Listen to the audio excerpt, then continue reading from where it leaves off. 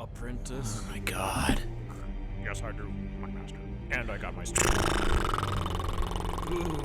Now, attend carefully. Might you get a Rey is my refill? granddaughter.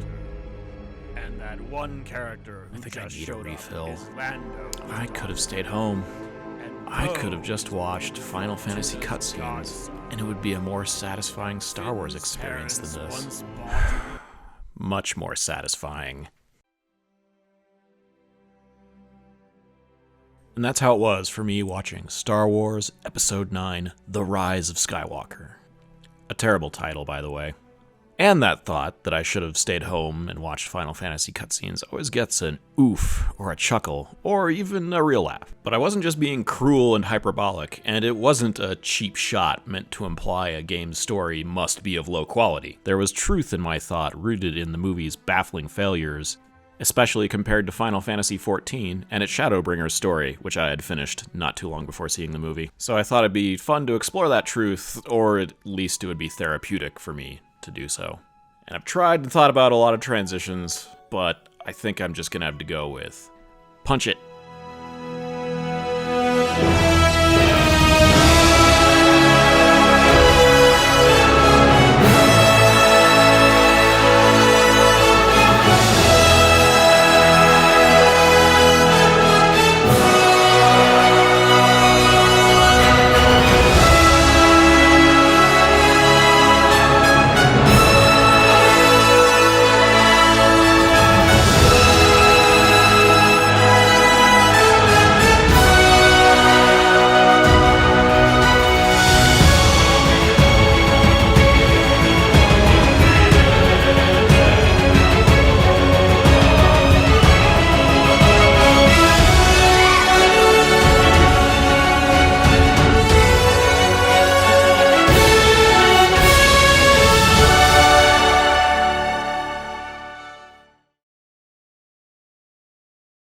A Star War is a vibe, and Final Fantasy has that vibe.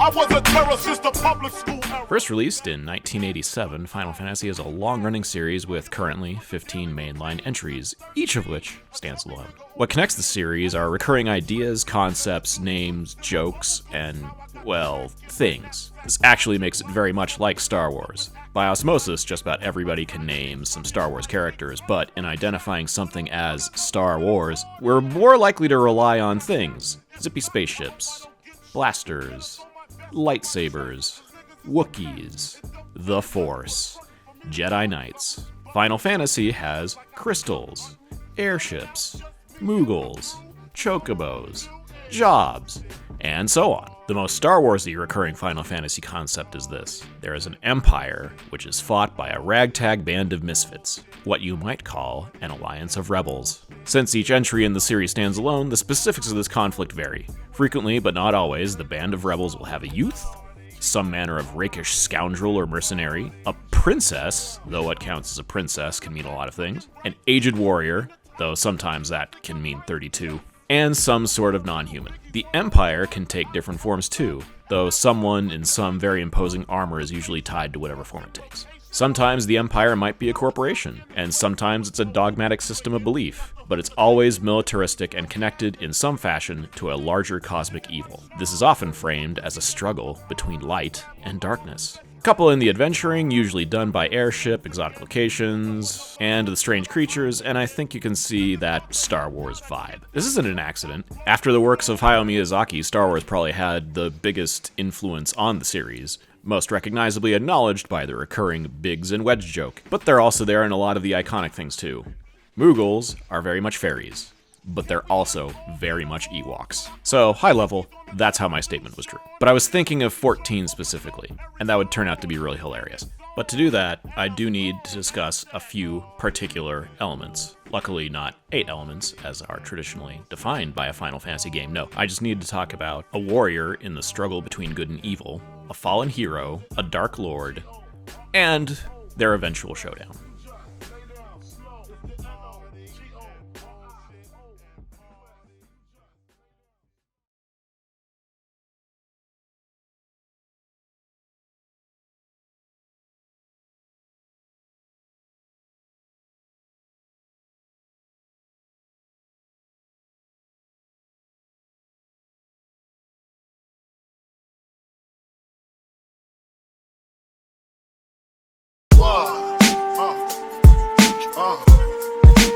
tell me nothing about this coke. Can't tell me nothing about this crack, this weed, my hustling niggas.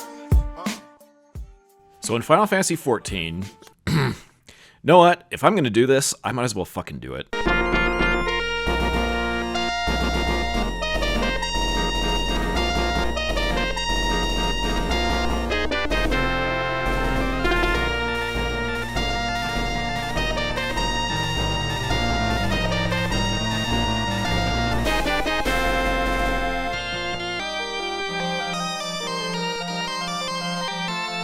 You get the idea. Pretty quickly your character is drawn into a bunch of conflicts, the big one being against the Empire, and soon everyone is calling you the Warrior of Light, another classic recurring idea, because it turns out you're no ordinary adventurer. A mysterious entity in the form of a crystal of light, Hydaelyn for short, has reached out to you, and you possess a power that will be crucial in the coming battles. It's called the Echo, and while it does things like keep you from being mind-controlled by the gods, it mostly lets you see into the past of other people where you usually see what brought them to where they are. You get information to drive the plot forward with it, but it also gives context and characterization. The Echo doesn't necessarily bestow might, or demand you align on an axis to open up powers.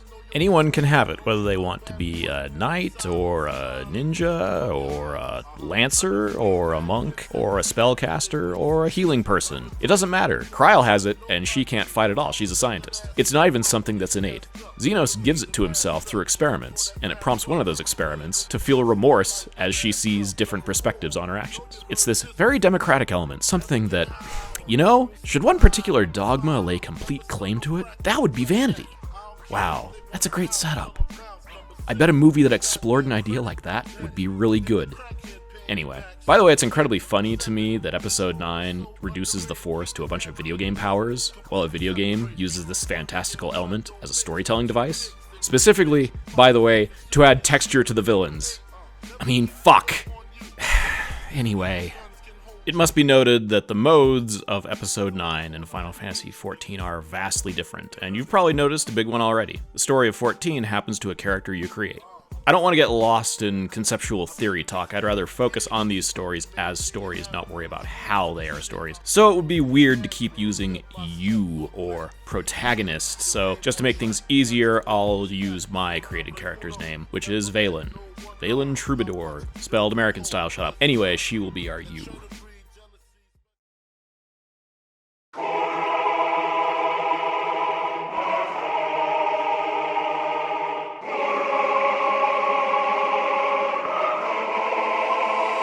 To all the ladies in the place with style. Episode 9 was deeply dispiriting, and a lot of that stemmed from how retrograde its moral dimensions felt. How it reduced things to a binary, and then reduced that binary into shouting bad guy and good guy back and forth. It's not even good versus evil. The way it ignored anything that might complicate or challenge or expand that binary, even though there had been many, many movies that did so, it fucking sucked. 14 has a whole host of antagonists, but one in particular has a monomythic Star Wars-y pull. This mystery fighter who announces, "Mark well our faces, warrior of light, for we are the warriors of darkness, walkers of a different path, and we shall meet again." Someone in opposition to everything Vaylin is. More than an antagonist, a nemesis, and a counterpart. The other end of the binary. That's how he presents himself, at least. The actual situation turns out to be much more complicated and challenging. Cosmology starts to really matter here, and it gets wild, so buckle up. For one thing, the classical elements are very important, and both light and darkness are considered elements, vying against each other, but needing to be kept in balance. And it's in that sense that the warrior calls himself of darkness, a light rises and darkness to meet it situation. That may not sound too wild, because that isn't the situation. It turns out the world we've been on is a shattered one, and there are 13 other shard worlds out there. The Warrior of Darkness and his friends come from one of these worlds, where they were known as the Warriors of Light. On their home, dubbed the First, they were brave adventurers, heroes.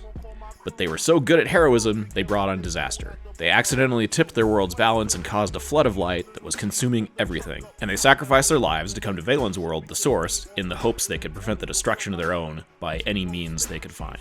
The warrior, whose name is Ardbert, was even connected to Hydaelyn, just like Valen is. It's an intricate connection these two characters have, with some very intense, interesting emotional grounding. Ardbert is fallen, but also not. And what brought the two characters into conflict was how alike they are. Ardbert's story is a commentary and a cautionary tale, and it illustrates the struggle between light and dark isn't as simple as those terms would suggest. Anyway, there's a confrontation, Ardbert and his friends are defeated, and long story short, there's a sacrifice that stops but doesn't undo the flood, and the party from the first passes on. But the complications to the dynamic they introduce would only grow.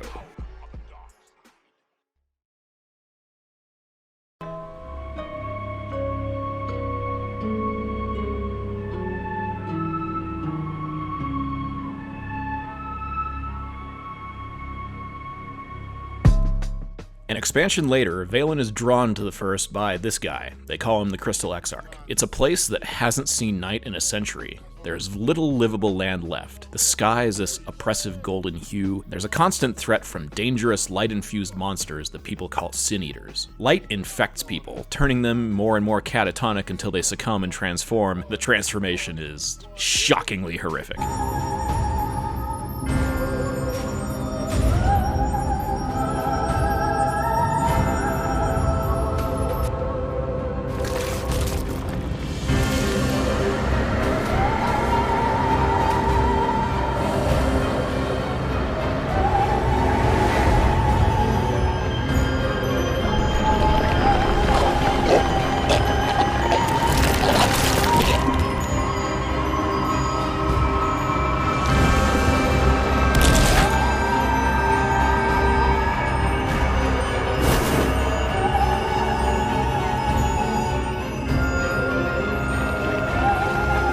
Brilliant doom hangs over the first, but there are still whispered tales of a legendary figure who defies the light, someone the people hope will come to them in their hour of need, a hero they call the Warrior of Darkness. I fucking love this. This is all just so cool. Language and mentalities are flipped on the first. People curse by saying wicked white and call each other sinner as a term of affection like homie. And when you first restore night to a part of the world, there's a lot of talk about how much hope the night sky brings people. Shade and walking in shadow are good things. They're like blessings. The Sin Eaters have this great aesthetic where they have all the signifiers of beauty but are made ugly. My favorite small touch is this creepy line of statues that you realize pretty quickly aren't statues. Watching it all has been Ardbert. While his companions passed on, for reasons beyond him, Ardbert was left in a spectral form, unseen and unheard by all. Time works differently on the first, and for 100 years he's been wandering its remains. He's full of regret and self-recrimination, but he's still drawn to Valen, and finds out that she can see and hear him. So he starts commenting as she goes about rectifying the damage that he blames on himself.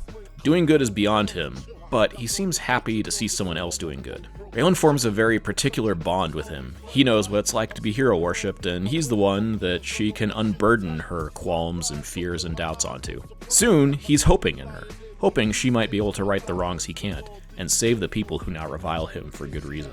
Valen and her crew set about hunting and defeating the Eaters dubbed Light Wardens. Every time they do, the night sky returns to that region as the light channels through her and dissipates, and the sky returns. It's really cool. The weak or the strong, who got it going on? I just want the paper. I just want the paper. The weak or the strong, who got it going on? I just want the paper. You're dead wrong. When I get dusted, I like to spread the blood like mustard. I call one of my favorite recurring Final Fantasy elements the Moon Men. It's a shorthand for characters or figures or elements that come from somewhere otherworldly. Often space and often the moon, but calling them aliens doesn't really fit the tone, and it isn't always accurate. It could be from the future, or another dimension. Or they actually come from a real planet. You're the one that's been living on the moon. Once the Moon Man was an evil tree. This series rules. Anyway, the Moon Men are often connected in some manner to the Empire, and are almost always strongly tied to the greater cosmic evil. Often they are that cosmic evil. 14 has the Ascians. They're extremely powerful body-hopping entities, manipulating and stirring up extremely destructive trouble behind the scenes for nefarious purposes. What they want is the resurrection of their dark god Zodiark, which, well, that doesn't sound like something something that would work out well for us. Their leader is Emmett Selk, but the Garlemald Emperor Varys knows him better as Grandpa. This is a huge revelation. The Ascians aren't just using the Empire, one founded it to fulfill his own ends. This is clearly a Palpatine-like role. Palps is the cosmic evil, the Sith. But one of the things that boggles my mind about Episode 9 is that everyone's just aware of this. Everyone just knows that the shadowy, reclusive former head of state was an evil space wizard. And apparently the old Empire guys are all cool with that, despite what the other movies would have you believe. You'd think the nature of the Emperor would be this whispered, rumored thing, but nope. Everybody knows exactly what a Sith Lord means. They all saw Return of the Jedi too, I guess. Beyond that, Palps has no nothing. He's just there, this old man at the end of the final dungeon Rey needs to beat up because he's the bad guy. And there's no dynamic beyond that. He wasn't exactly a deep character in Return of the Jedi, but there was at least some interesting things going on, and we could understand what he wanted. In Episode 9, he wants bad guy stuff. The Ascians seem very much the same in just wanting bad guy stuff, at least until Emmett Selk comes to talk to the crew. So that stands out that he wants to talk to you first. He comes to Valen on the First saying he just wants to watch her do her thing. He could kill everyone, but, you know, he's immortal. Time will take care of that for him, and besides, he's curious. No one's really happy about this, but he's sufficiently powerful, no one can really stop him from following them around, so he starts talking. He and the other Ascians are survivors of the pre-shattered world, the last. They're leaders. Their world faced some peril he doesn't elaborate on, and to prevent disaster, he says, the ruling Convocation of 13 willed Zodiark into existence. And it worked. Zodiark kept their world together. At least until Hydaelyn came along and battled Zodiark, shattering the world in the process. The singular aim of the Ascians has been to restore the world as it was, and there are people along with it. It just so happens to do that, every other world needs to be destroyed. Abridging the metaphysics, the Ascians cause a massive elemental disaster on a shard, and the matching disaster on the source, destroying the shard as its energy returns. The Flood of the Light on the First is exactly their design. It's horrifying, but you understand it. And at least he's putting his plans on hold for the time being. By the way, this is a bit of a side story to the one that we're actually concerned with, but knowledge of the true nature of Garlemald's founding and its first emperor reaches 2, maybe 3 Garleans, but that's enough to set off a chain of events that rip the Empire apart. And you know what? Fair enough. I think that's a perfectly sensible reaction to learning that the nation-state you were raised in was, in truth, just a tool in the schemes of destruction-bent demigods.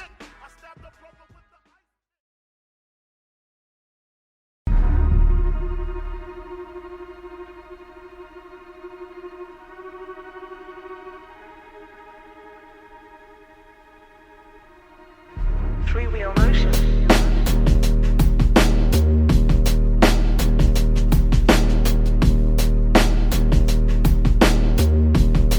The lowest narrative point, which is not the belly of the whale, but that joke was too good to pass up. Then again, it's fitting that that's a reference that doesn't quite work, because for a movie that purports to be for the true fans, Episode 9 is bizarrely ignorant of the foundational mythological heritage of Star Wars. Anyway, the lowest point is when Rey runs off because Kylo Ren has told her she's a Palpatine, which is...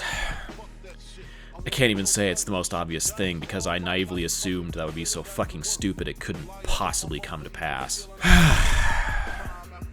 Anyway, Rey is upset for a half a scene until Luke shows up to deliver some platitudes that don't seem to understand what the previous movie was doing at all, and that's the extent of the lowest point. This movie has the emotional depth of a birthday napkin and expects us to follow suit. Anyway, Valen's lowest point is a doozy. Plan isn't working the way it's supposed to. The light isn't dissipating. Valen's absorbing it, and when she defeats the final warden, that light is finally too much for her to bear and it starts consuming her. But the Crystal Exarch steps in with a plan of his own, which he's been keeping from almost everyone. That sucks, but I do like the idea that he did so because he knew your character was too heroic to let him do it. He's going to absorb the light and then carry it into the void between worlds where he will, well, he'll die. There's a weird bit where he tries to seem villainous, but it doesn't last long. He seems at peace with his choice to play this part in the story and reaches out to take on this ruinous burden.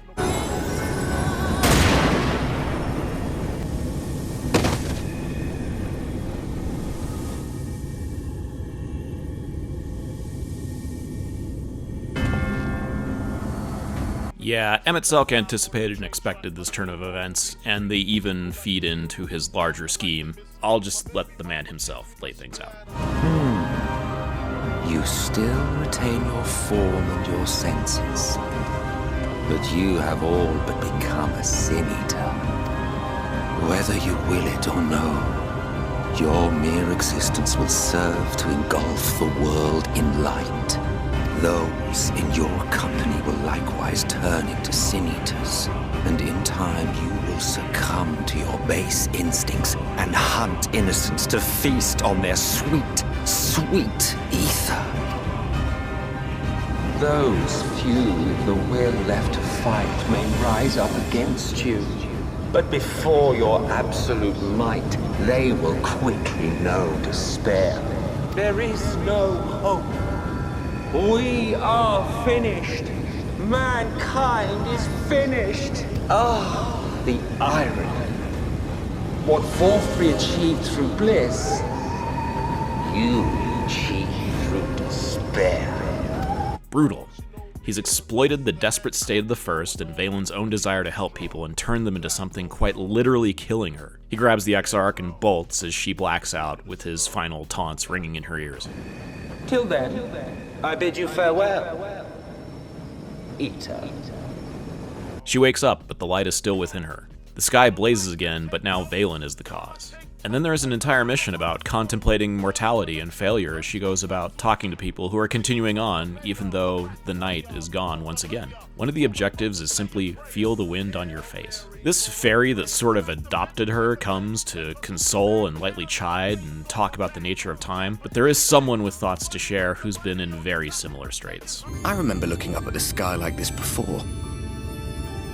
Being caught up in a strange kind of calm. It was after we realized we were responsible for the flood, when we resolved to journey to the source by taking our own lives. One last sacrifice, one last fight, one last failure. And then the Oracle appeared and, well, you know the rest. There were times in the years and decades that followed when I wondered if we might not have been better off just letting the rejoining happen.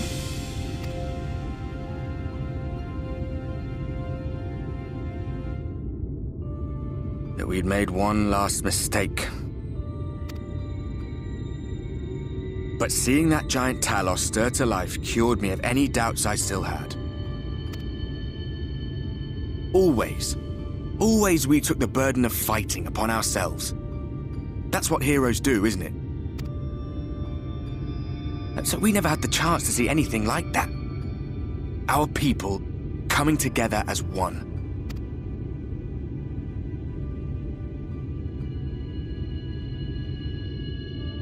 To think that their hope still burned so bright.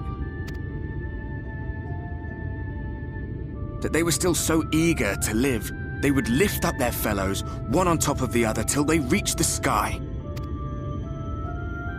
No. We made the right decision. And I can finally feel proud of the part we played in helping this world survive. That elegiac tone continues as Valen and the crew decide, even if they're all doomed, they can't just leave the Exarch in Emet-Selch's hands, and they all pursue him to this strange refuge he's created under the sea, which seems like an odd place. But as we've learned, he does things for reasons.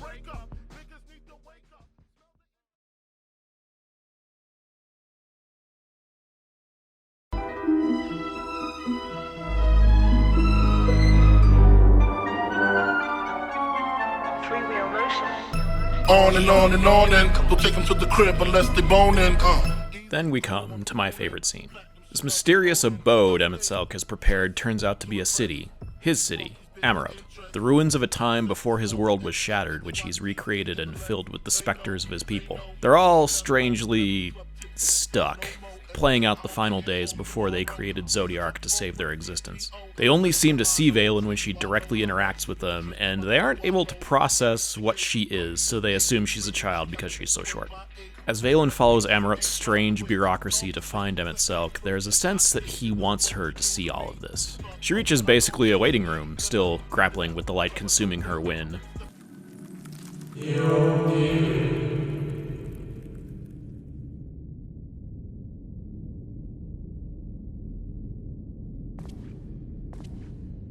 The Spectre, Hythlodaeus, is aware that he's a Spectre.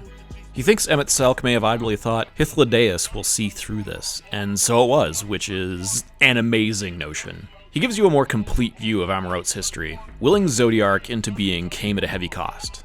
The lives of half the Amyrtine. And then it took half of that to repair the damage that had been done to their planet. But it worked. And soon enough, new life was sprouting on the world. And in it, the Convocation saw how all their friends and loved ones might be restored. But throughout all this, there was not unanimity. When this crisis began, the Convocation of 13 was 14. And one dissenter was so appalled by the Zodiark plan, they resigned in protest. And as the sacrifices piled up, opposition grew until a group of Amyrtine decided they needed to take drastic action and surrendered their own lives to create an opposing force to Zodiark in Hydaelyn. That's neat. That's all good to know. That's a fascinating story. The really wild idea is having a chat with Cosmic Evil's friend. That's pretty incredible. Hyth talks about how Emet-Selch never carried burdens very well, and how so much death must weigh on him all these years later. Deaths that, as the architect of the Zodiark plan, he called for. He's not just burdened by the loss of his people. He's burdened that he's responsible for it. And it all came to nothing. Suddenly, the way Emet-Selch slouches makes a lot of sense. Then Hyth reveals that he can see Ardbert, and he explains that the connection between Ardbert and Vaylin is something much more profound than either of them has realized.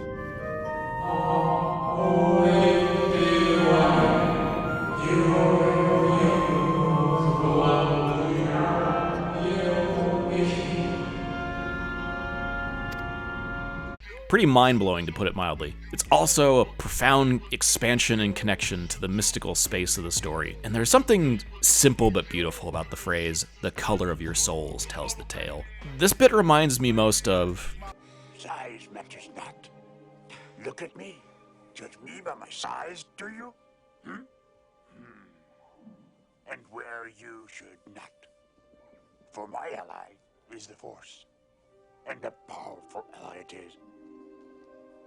Life creates it, makes it grow. Its energy surrounds us and binds us. Luminous beings are we, not this crude matter. You must feel the force around you, here, between you, me, the tree, the rock, everywhere.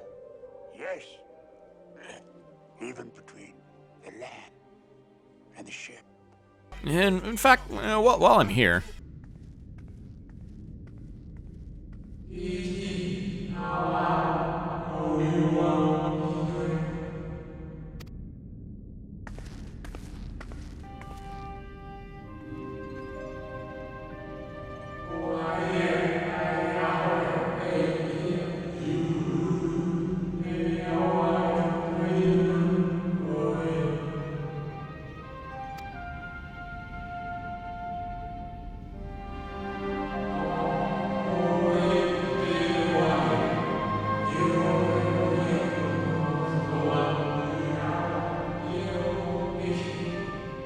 That's cute. Anyways, while we're still reeling from that bit of knowledge, Hyth makes it clear that he knew the Amyrtine Vaylin once was. So did Emet-Selch himself. Surely, Hyth says, he would have recognized her in you. Wow! So many incredible questions spring from this. Like, did he? Is that why he didn't smite us right away? Is that the point of this chase now? Who were we? There hasn't been any sort of confirmation yet. There may never be, but there are hints that we are the Dissenter, which, more than just tying us into some great power struggle between good guys and bad guys, makes us someone who has always spoken in defense of the meek. And that's really cool. So yeah, I love this scene. It's incredible. It introduces more energizing concepts and ideas and themes than the entirety of Episode 9, in large part because Episode 9 seems terrified of concepts and ideas and themes. And this scene has better lines too, as Hyth bids farewell to his new old friend.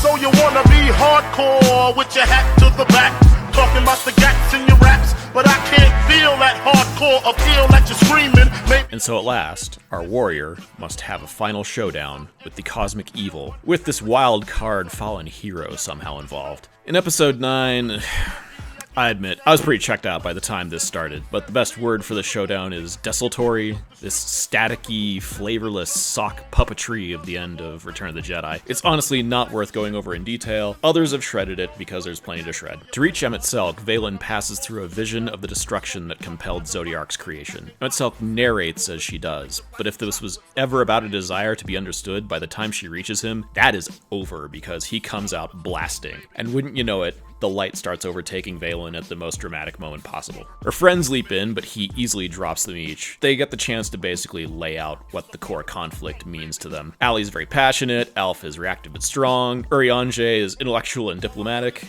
Thancred's a bit too practical to say anything, and Reen follows his lead because she could actually do something to help. But Yisha's philosophizing is my favorite. It is true that all we hold dear is fated to fade away. But that is no reason for us to forsake it. And this is the conflict and its stakes reduced to their most elemental. We have the right to exist. No, you don't. You're wrong. Seems simple, but sadly a lot of people haven't internalized which side of this conflict they should be on yet. With no one left to help, it seems to be the end. And then, I think this is all pretty awesome, so I kind of just want to watch it. And I hope I did my job well enough that you do too. But real quick, just... giving over-the-top dialogue to a cackling villain is one of the very few times you get to let loose in the act of writing and just have fun. So it's weird how episode 9 basically breaks everything to return its cackling villain to life, and then gives him nothing fun or malevolent to say. He just drones on about the Sith for a while. He certainly doesn't get to say anything cool or fun. Emet Selch gets all sorts of savory villain things to say. Oh, you tower of your misbegotten ilk, no doubt. But should I bring my full strength to bear, well, you would be as leaves in the wind. The ephemeral lives you exalt are pale imitations, utterly devoid of meaning. Once I have reclaimed my heritage, my first act will be to expunge your stain from history's weave. Do not presume to speak of my future. Rise up in madness and fury. Devour the vermin infesting the land which is rightfully ours! My world will have no need for heroes. Anyway, just when things seem darkest/brightest...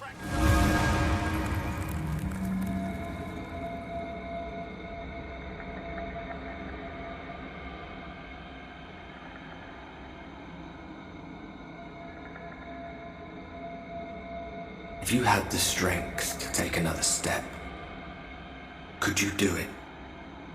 Could you save our worlds?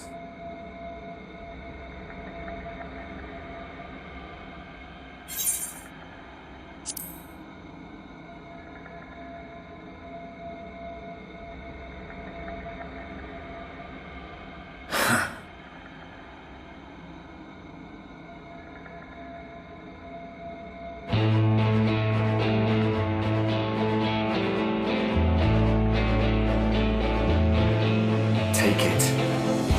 We fight as one.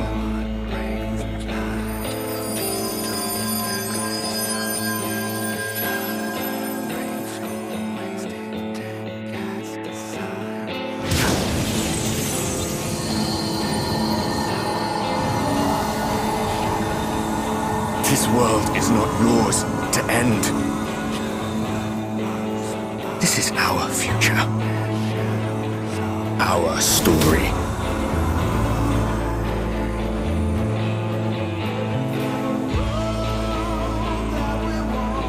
No, it can't be. This moment right here, I love. Somewhere I picked up this theoretical notion that a villain is the one who refuses to change. They never enter the belly of the whale. It seems to me that despite what Hith said, Emet Selch doesn't recognize Vaylin, at least not consciously, but he does now. And if she is the dissident, he's once again facing the one who is a rebuke to everything he'd ever done. And now he has another chance to change his path.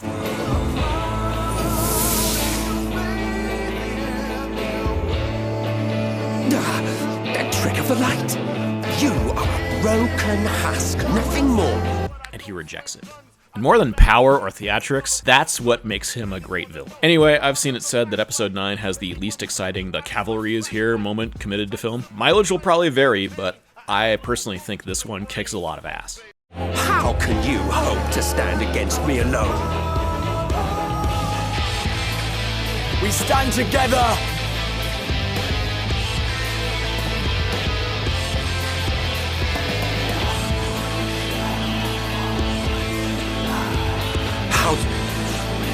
I'm surprised you can stand at all. I could not well leave matters half finished. Let expanse contract, eon become instant.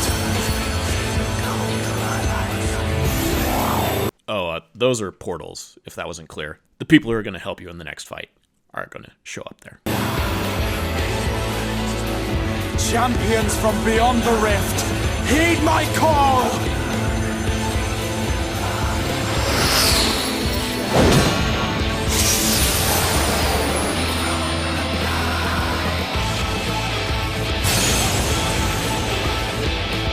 Anyway, there's this great bit of the villain being frustrated that his victory seems to be slipping away, and of course, there's a fight, with Emet-Selch laying out exactly what's on the line.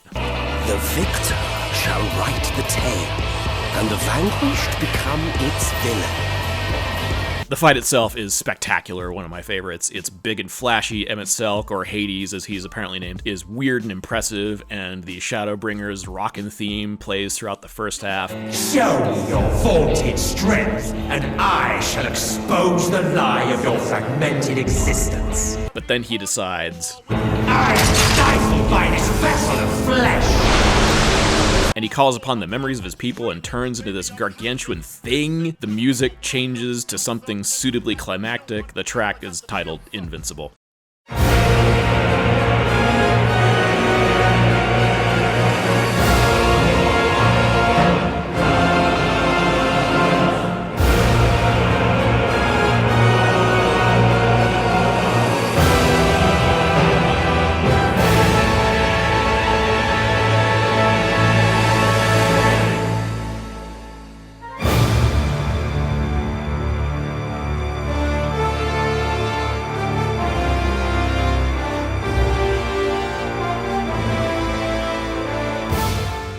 He says things like, Behold, a sorcerer of El, tremble before the glory.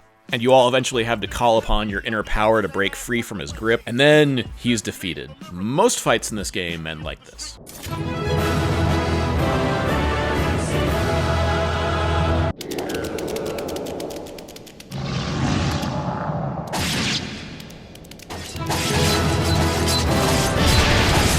Just kidding, that's just my favorite one. They usually end like this.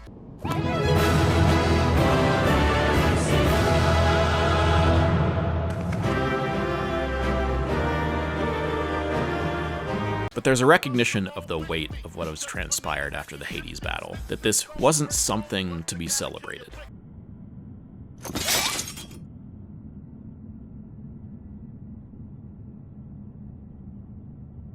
Episode 9 seems to take the attitude that we should never worry, never think, never contemplate. It's a movie that wants us to forget about the planet that just got blown up, an act of destruction so beyond our reckoning we don't even have a word for it, because, it assures us, the person we knew wasn't there at the time, and will be there to whoop it up in the final battle. Hades' final words are a plea.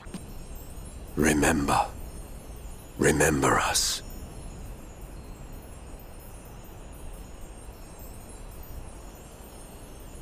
Remember that we once lived. He's defeated. That's a relief, but something has been lost forever. There are a lot of perspectives that could be brought to the conflict with Emet-Selch, but the most brutally funny one and relevant to episode 9 is this one. You can see Emet-Selch as a bad fan.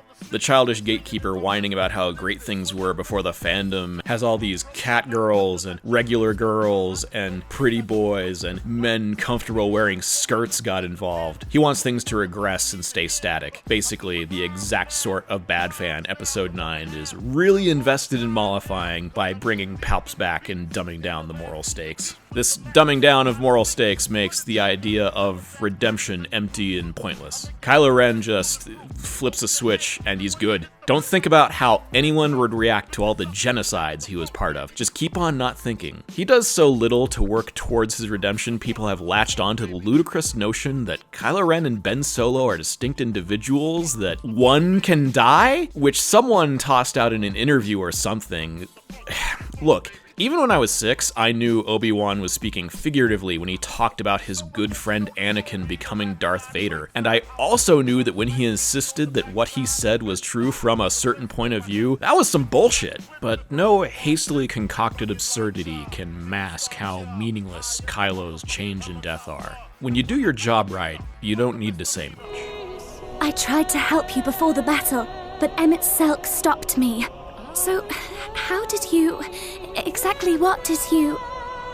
Can you tell us what happened?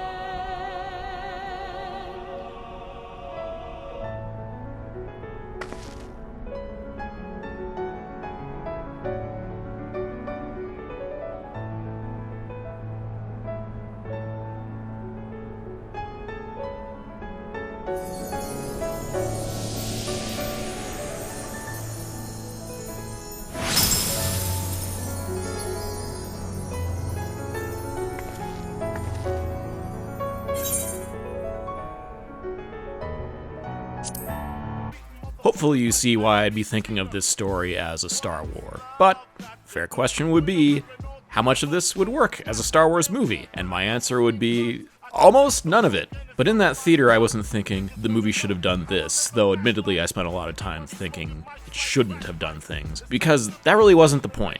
Episode 9 didn't need to recreate this exact story. I certainly wasn't thinking we need a side plot where Rey goes fishing for a while. Actually, I'd probably like that. But point is, just stapling better events onto Episode 9 wouldn't work. Then I got asked another fair question. What's something that would work?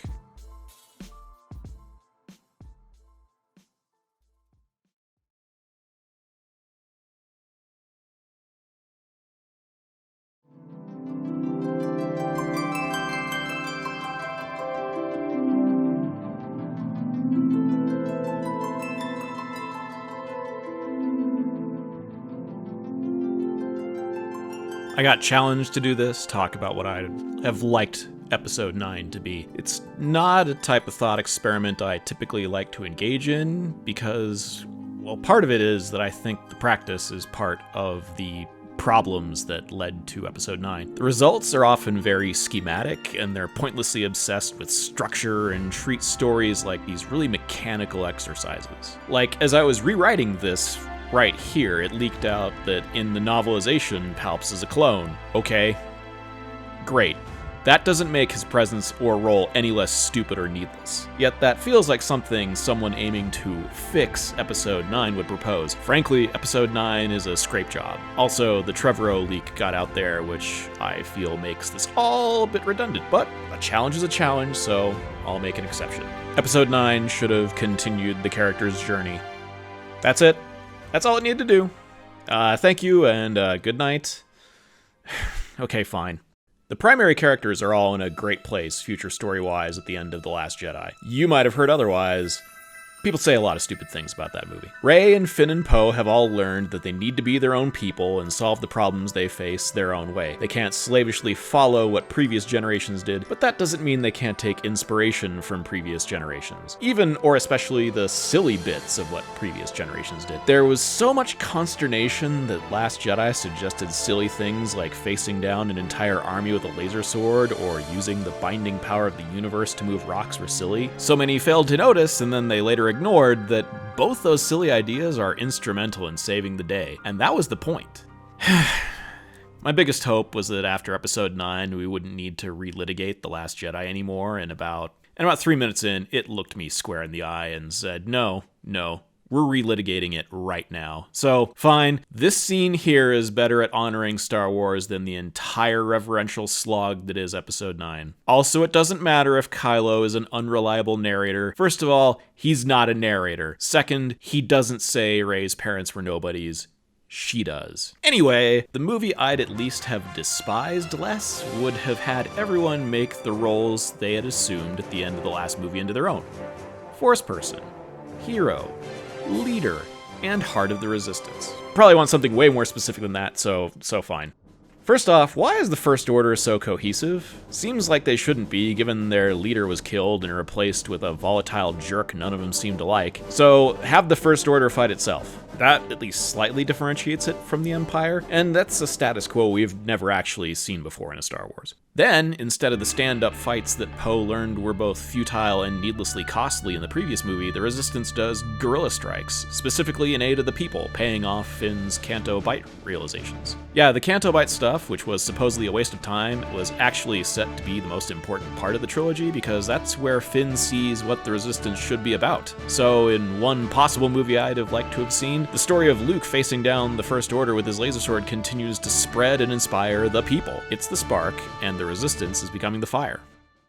Rey should have figured out what the Force meant to her, and there's a handy metaphor to show that. In the Trevorrow leak, Rey has a double-bladed lightsaber similar to her staff, made from Luke's broken lightsaber. Well, it would have been neat if she didn't have that at first. She's fixed the saber enough that it works, but not well. In fact, it should look like Kylo Ren's lightsaber, all crackly and fragmented. And all of the Knights of Ren have similar blades. Point being, they never really learned how to make lightsabers well. And then whenever there's downtime, Rey is like fiddling with this lightsaber, trying to make it work exactly like it had before. Almost like it's a metaphor for the state of the Jedi, yeah? Yeah? Well then, the leak also mentioned Luke appearing to guide her, and I like the idea that he does it, but without them speaking too much. Instead, she finds a page with one of those dumb fighting styles from Wikipedia, and she tries to emulate that, but it's weird and it's not working for her, so he'll just kind of force turn some pages, that sort of thing. And he could be the one who gives her the staff idea, and then next fight she's in, whooshum, she's got a double-bladed lightsaber with strong, complete blades. That would get a big cheer. Oh yeah, the Knights of Ren, they can be around. I worry that if I say they should have been characters, it will give the wrong impression. They could have and should have just been Kylo's goons. Just give them a good design and some personality. There are plenty of Star Wars characters that are exactly that. If they refer to Luke as Master Skywalker, that's really all the backstory we need, because this isn't their story. They just can be flavor. Oh yeah, I think I should mention this because Episode 9 didn't seem to be aware of it. This seems to honestly be a JJ problem. So, in the Star Wars universe, the movie The Last Jedi doesn't exist. Therefore, no one in the Star Wars universe saw that movie, and the only people that know Luke Skywalker died are Rey and Leia and possibly Kylo Ren. What everyone would be aware of is that the legendary Jedi Master Luke Skywalker appeared on Crait to support the Resistance, faced off a division of the First Order, and appeared to be invincible. So that would feed into the legend. No one knows where Luke is, so Luke could be anywhere. And just a cute little bit, Kylo blames Snoke's death on Rey. That should bite him in the ass. That should be an additional legend on top of the Luke one, is that Luke Skywalker's last apprentice snuck onto Snoke's ship and faced both Kylo Ren and Snoke himself, and killed Snoke and then got away. That'd be fun. The people could be bringing it up, the rival First Order officers could be bringing it up. That would be neat. Oh, hold on. This is a bit that I couldn't find a place for, but it turns out that's just because it belongs here. Not everyone experiences Final Fantasy XIV's story the same way, but Valen's main class is Dark Knight. Her abilities use the power of darkness, but she uses them to protect people. The rage and pain she feels about abuse and exploitation of the underclass by the powerful let her do this. So when Ardbert tells her what matters is how you choose to use them, she's already on that path. Later in the Dark Knight questline, she faces characters whose devotion to a code has turned them into something twisted and appalling, and others who want to eliminate pain and loss entirely, but she also confronts her own anger and darkness made manifest. She doesn't kill it or purge it, she integrates it back into herself, because in the end, her anger at people abusing others and getting away with it just wants to be heard. So as we all know, in the original trilogy, Yoda tells us anger, fear, aggression, the dark side are they, idea being, don't let these things control your actions. But in the prequels, we find out just how weird and puritanical the Jedi were about this, forbidding love and attachment and horniness in addition to conscripting children into this lifestyle, things that all led pretty directly to their downfall. It would follow that Rey would, resolve these issues in a more balanced manner that would allow the Force Adept a healthy and full range of human emotions. For me personally, that should involve some examination of motives. Instead, Episode 9 just pretends those issues aren't a thing. And yeah, the prequels were bad. Let's pretend they never happened. Sure, they were quite bad, but they still exist. To quote a film from noted director J.J. Abrams, "Don't tell me it didn't happen. I saw it happen. I watched it happen." Finn... Yeah, poor Finn. Every single character got tanked hard in Episode 9, but Finn's tanking was more frustrating because a great moment for him was in the movie. They just didn't do it. When they meet Jannah and the defector stormtroopers, they should have recognized him. They should have defected because he did. The legend of Finn the Stormtrooper has said no and defied the First Order and battled the dreaded Captain Phasma and won. That should have been why they rebelled. So Jannah and the scene would be in a version I'd like. They'd just be part of Finn's story in the movie where, it's a static arc, but it's fine. He learns that he's been a hero this whole time. If you're thinking, should there be a scene where he gets a bunch of stormtroopers to turn on the First Order? Well, yeah, that sounds neat. That sounds like something that needed to happen ever since he took off that helmet. Okay. The sad bit...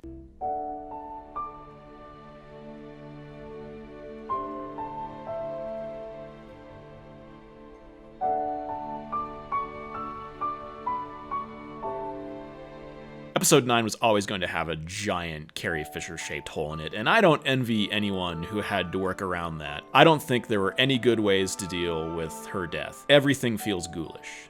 That having been said, one of the worst ways to deal with it was to turn her into a CG puppet using discarded bits from The Force Awakens, try and fail to write around outdated dialogue, and then have her body double die in a nonsense death and lay under a sheet for a bunch of scenes. I think maybe they just shouldn't have mentioned it. Not mention Leia at all, at least not directly. Poe's gonna be learning how to lead the Resistance in a way that works for him. I feel like Leia can be there in every scene where he has a setback. Whenever he's frustrated, he's thinking about her. Someone can tell him, I miss her too, but I'd have that be it. Yes, something happened to her off screen, but we won't be getting into it. It's imperfect for sure, but that feels like the most dignified thing to do for both the actor and the character. Okay, flip the script a little. Maybe Poe's struggle is that he's given up on being in the thick of it because he thinks that's what Leia would do, until he realizes Leia actually did a lot of leading from the thick of it. The image he's internalized overtook the truth, and by reconnecting with the truth, he finds his way. Not great, but as a brainstorming idea, that's something. As for Rose, look, I'd really have to fight the impulse to make her a Kenobi or the like, something that would really piss off the toxic fanboys. The reaction to the character and the treatment of her actor were vile. It's odious that her role in Episode 9 seems to be a concession to those harassers. They say that wasn't intended, doesn't matter, that's how it looks, so... fuck that. I have to admit, though, I'm not sure exactly what her arc should be. She sort of seems like she already knows what she needs. But I think the whole idea of the Resistance serving the common people, that should definitely come from her. She did that for Finn in The Last Jedi, she should do it for the Resistance in a good Episode 9. Then we'd have something for this Star War to be about. Also, maybe there's a bit about how the FO assumes there's a spy because the Resistance is so effective, but really Rose is just super tied in with the people, and they give her all the information that the Resistance needs. I wouldn't redeem Kylo Ren because he's committed a few too many genocides for any redemption not to feel really gross. But you accepted it when... Yeah, I was 6, motherfucker. But maybe he should feel entitled to one. That'd be cute. I'm not sure off the top of my head what that would look like. Anyway, some of what was in the Trevorrow leak I really like for Kylo Ren, especially Luke appearing to him and the holocron blowing up and scarring his face. His mask started as an affectation, but now he legitimately needs one. That's something. Anyway, the Trevorrow Cthulhu Darkside monster could be cool, but I think it would fit better the ideas I'm spitting out here if he were questing after some ancient artifact of power he thinks he can use to bring the First Order under his heel. Maybe Rey has to decide if he's worth pursuing or if something else demands her attention more. Maybe she even makes the wrong choice at first. That'd be pursuing him, by the way. And she could even say something like, I can't drag you back. That starts to get at that entitlement thing. Oh, and Hux is still with Kylo Ren, but secretly working against him. with the other First Order factions, he's still there to get dunked on, because real-world neo-fascists want to feel big and scary and impressive and intimidating. They don't like it when they get mocked and humiliated, so Hux should still be getting mocked and humiliated. It'd be nice if this mystery artifact were tied to Kylo Ren's burn the past thing. I'm not sure how, though. It can destroy the Force sounds really, really dumb. Maybe he just thinks that's what it'll do and he's very, very wrong. Kylo Ren should be wrong about things. In the end, I like the big climax on Coruscant. That was a great idea. It's the First Order versus the First Order as the two dominant factions boil over into open war. Somehow the entire planet is at risk. Something's up with, Kylo Ren's artifacts, something like that. And the Resistance has to save the planet. It'd be nice for the good guys to get to save a planet for a change instead of watching in horror as one blows up. Rey has a final showdown with Kylo Ren. Finn and Rose lead their uprising. Poe flies and leads. Ren is killed, the First Order is destroyed, and maybe Hux and a bunch of other officers survive to be put on trial for their many, many war crimes. And then, in the final scene, Rose runs to Finn and they kiss. Then Poe runs to Finn and they kiss. Finn puts his arms around their shoulders, looks right into the camera, and winks. So, if Episode 9 had been something like that, I wouldn't have felt compelled to compare it unfavorably to an online JRPG for I'm unwilling to estimate how long it'll be at this point. I'm not happy about any of this.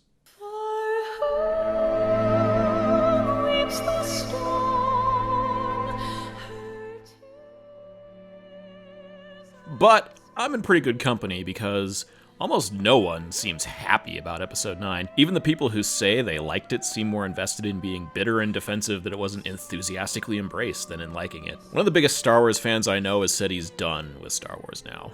He's of the generation that got to see them in theaters, but he's tired of the endless churn. Empty speculation, pointless hype, blazing toxicity, how one interesting Star Wars video can fill your recommendations with unkempt weirdos trying to code their rants about women. It's not the scene he knew, and he's happy to put it aside. That's been going around.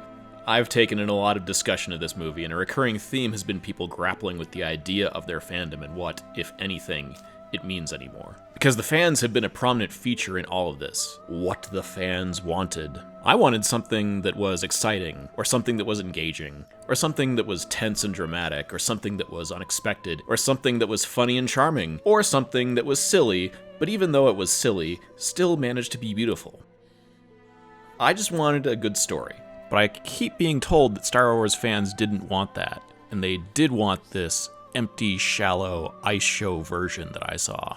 So it was a valid question to ask, am I not a fan? But I'm not sure if that's even possible. Star Wars is everywhere. And I don't mean ubiquitous, though it is that too. No, I mean it's everywhere. It hewed to myth so effectively, it became myth. So you don't need the trappings to be a great Star War. Like, a Star War doesn't have to be about the manufacturing processes of zippy spaceships. It doesn't need to have an extensive arsenal of blasters and manuals regarding their use. Detailed schematics of lightsabers and codifications of the forms and how to recreate them aren't needed for a Star War, and an annotated and ordered skill tree of force powers is not a requirement to be a Star War. Extensive Wookiee political dynasties aren't crucial for a Star War, and we don't need detailed backstories of each Jedi Knight from birth to death to have a Star War. I think it might be vanity to claim otherwise. The wonderful thing about Star Wars is it's a vibe, and I don't necessarily need Star Wars to get it.